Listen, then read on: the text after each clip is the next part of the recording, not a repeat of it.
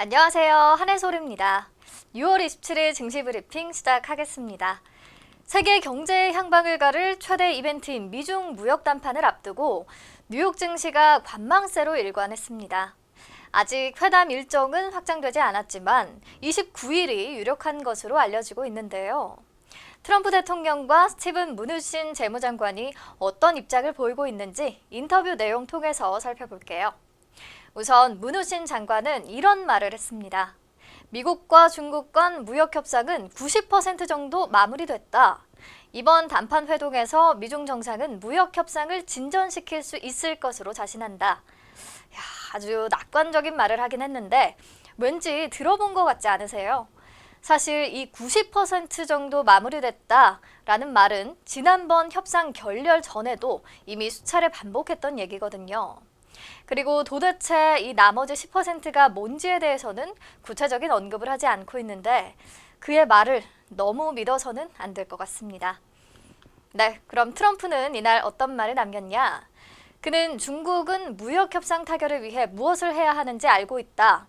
G20 정상회의에서 시 주석과 합의를 볼 가능성이 있다. 지난 며칠간 미국과 중국이 무역 관련 논의를 진행했고 중국은 미국보다 더 무역 합의를 원하고 있다. 라면서 지금 일어나고 있는 일이 행복하다라는 말을 전했습니다. 여기까지만 들으면 또 아주 극적인 타결을 이룰 것만 같은 느낌인데 트럼프가 그냥 이렇게 지나갈 리가 없죠. 만약 우리가 합의하지 못한다면 나의 플랜 B는 중국에 추가 관세를 부과하는 것이고 관세율은 25%가 아니라 10%가 될 것이다 라면서 추가 관세에 대한 기존 방침을 재확인시켰습니다. 다만 종전에 예고했던 25%가 아닌 10%의 관세율을 적용하겠다고 하는 걸 보니 관세 폭탄의 강도가 좀 완화된 거 아닌가 싶네요. 이렇게 기대를 높였다가 한순간에 무너뜨리는 경우를 몇 차례 봤기 때문에 이번에는 호들갑 떨지 않고 끝까지 잘 지켜봐야겠습니다. 자, 오늘은 스티븐 비건 미 국무부 대북 정책 특별 대표가 방한하고요. 문 대통령은 오사카에서 시진핑 국가주석과 정상회담을 가질 예정이죠. 이렇게 증시에 영향을 줄 수 있는 주요 일정들이 줄줄이 기다리고 있는데 아마 이번 주말이 하반기 증시의 향방을 결정할 기로가 되겠네요. 네, 오늘 국내 증시 2120선에서 출발한 코스피는 2시 현재 0.9% 오르면서 2140선에서 움직이고 있고요. 코스닥 지수도 0.1%대 강보합권 보이면서 710선 지나고 있습니다. 수급 체크해보면 코스피 시장에서는 외국인과 기관은 사들이고 있는 반면에 개인이 계속 팔아치우고 있는 상황이고요. 코스닥 시장에서는 개인과 기관은 매수세를, 외국인만이 매도폭을 키워가고 있는 모습이 나타나고 있습니다. 구체적으로 외국인과 기관 오늘은 어떤 종목 사고 있는지 같이 보죠. 외국인 순매수 상위 종목 코스피 시장 1위는 삼성전자, 2위 SK하이닉스, 3위 삼성전기로 IT 관련주들을 주로 담고 있는 모습이고요. 코스닥 시장 1위는 원익 IPS, 2위 RFHIC, 3위는 PSK입니다. 기관 순매수 상위 종목 코스피 시장 1위는 삼성 SDI, 2위는 삼성전자, 3위는 LG이노텍이고요. 코스닥 시장 1위는 KMW, 2위는 RFHIC, 3위는 에이스테크입니다. 네, 그럼 오늘도 시장 이슈와 특징주로 키워드로 만나보죠. 첫 번째 키워드, 사우디아라비아 왕세자 방한입니다.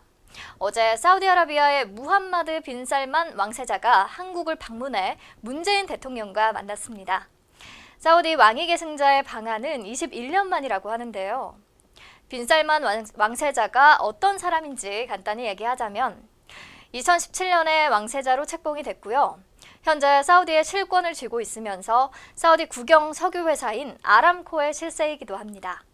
2016년에는 미래 석유자원 고갈을 대비해 사우디의 경제 구조를 석유 중심에서 제조업과 첨단 산업 중심으로 바꾸려는 비전 2030 정책을 주도해 발표하기도 했습니다.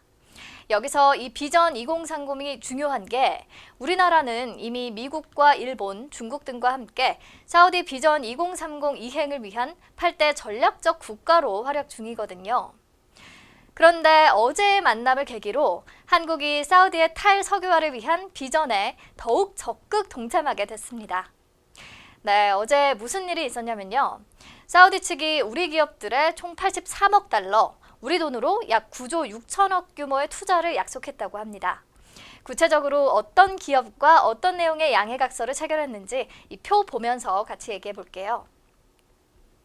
우선 아람코는 S-오일과 2019년부터 2024년까지 총 60억 달러, 약 7조 원 규모의 후속 투자를 추진하기로 했고요. 현대중공업과는 협력 관계를 조선과 석유, 화학까지 넓히는 업무 협약을 체결했습니다. 현대오일뱅크와는 사우디 원유를 공급받을 수 있는 협약을 체결했고요. 현대차 그룹과는 미래차와 수소에너지 관련 기술 협력 MOU를 체결했습니다. 그런데 제가 오늘 좀 주목해서 볼 부분은 바로 이 현대차 그룹과의 계약 내용인데요. 세계 1위 사우디 석유사인 아람코가 현대차와 구체적으로 어떤 부분에서 전략적 협력을 강화할지 계약 내용을 좀 자세히 보니까요. 크게 세 부분에서 힘을 합칠 것 같습니다. 수소에너지, 수소차, 탄소섬유 분야인데요. 우선 아람코와 현대차는 국내 수소 충전소를 확대하기 위해 협력한다는 내용이 담겼습니다. 그리고 두 회사는 사우디의 수소 전기차 보급을 확대하기 위한 실증 사업을 추진하는데요. 아람코가 현대차의 수소 전기차와 수소 전기버스를 사우디 현지에 도입해 보급 가능성을 타진할 예정이라고 합니다. 또 두 회사는 탄소 섬유 소재가 시장에 확대 적용될 수 있는 방법을 같이 찾기로 했는데 이를 위해 저비용 탄소 섬유와 탄소 섬유 강화 플라스틱을 광범위하게 제조하고 활용할 계획이라고 합니다. 현재 현대차는 탄소 섬유를 활용해 차량용 수소 저장 탱크를 양산하고 있고 아람코도 신사업 육성 차원에서 탄소 섬유 개발을 적극 추진 중이라고 하네요. 이렇게 사우디 왕세자와 문 대통령이 만나 에너지를 넘어 친환경차와 수소에너지 등 미래 신산업 분야에서도 협력하기로 하면서 국내 기업들에게 새로운 사업 기회가 많이 생길 것으로 보이고요. 이 흐름이 우리 경제의 단비가 될 수 있는 제2의 중동 특수로 이어질지 주목되고 있습니다. 오늘 이 같은 소식에 특히 수소차 관련주들이 오름세인데요. 우선 동아화성 20% 넘게 급등했고요. 전기차와 수소차 관련 부품을 개발하는 회사인데 현대차를 주요 고객으로 보유하고 있어서 매수세가 몰린 것으로 판단됩니다. 수소 제조업체인 SDG를 자회사로 두고 있는 풍국주정도 10% 넘게 상승폭 키우고 있고요. 그 밖에 유니크와 평화산업, 대우부품, 일진다이아, JNK 히터 등 대부분의 종목들이 빨간불을 켰습니다. 네, 다음 두 번째 키워드는 반도체 3분기에는 나아질까입니다. 이 반도체라는 말만 들어도 좀 가슴이 답답해지는 기분이 드는데 최근 그래도 조금 긍정적인 기대들이 나오는 것 같기는 합니다. 지난 1분기 국내 증시 전체의 이익 전망치 하향 조정은 반도체가 주도했다고 해도 과언이 아니죠. 연초에서 3월까지 반도체의 하향 조정폭은 마이너스 45%나 됐는데 나머지 종목들은 마이너스 9% 정도였으니까요. 그런데 4월 이후에는 반도체와 나머지 업종들의 하향 조정이 비슷한 속도로 진행되고 있는 모습입니다. 이제는 적어도 반도체가 전망치 하향 조정을 주도하고 있다는 표현은 어울리지 않는 상황인 거죠.